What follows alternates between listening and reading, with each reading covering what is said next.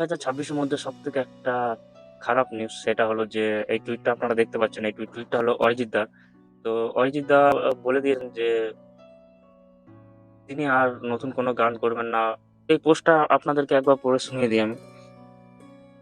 তো অরিজিৎ দা বলেছেন যে, "নমস্কার সবাইকে নববর্ষের শুভেচ্ছা। শ্রোতা হিসাবে এত বছর ধরে আমাকে এত ভালোবাসা দেওয়ার জন্য আপনাদের সবাইকে ধন্যবাদ জানাতে চাই। আমি আনন্দের সাথে ঘোষণা করছি যে এখন থেকে আমি প্লেব্যাক কণ্ঠশিল্পী হিসাবে আর কোনো নতুন কাজ নেব না বা করব না। আমি এই পেশা থেকে বিদায় নিচ্ছি। এটি একটি চমৎকার যাত্রা ছিল।"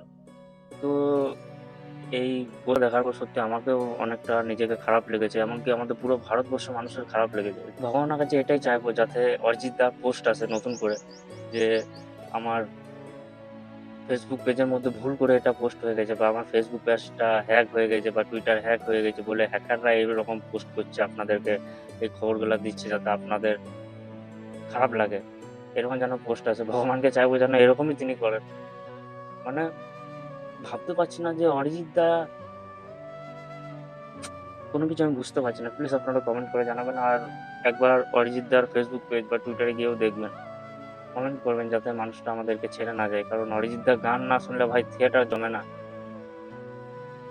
প্লিজ আপনাদের কাছে রিকোয়েস্ট। আমার কমেন্ট বক্সেও অরিজিৎ দার জন্য ভাই যার যেমন ইচ্ছা ভাই আপনারা প্লিজ কমেন্ট করে জানাবেন।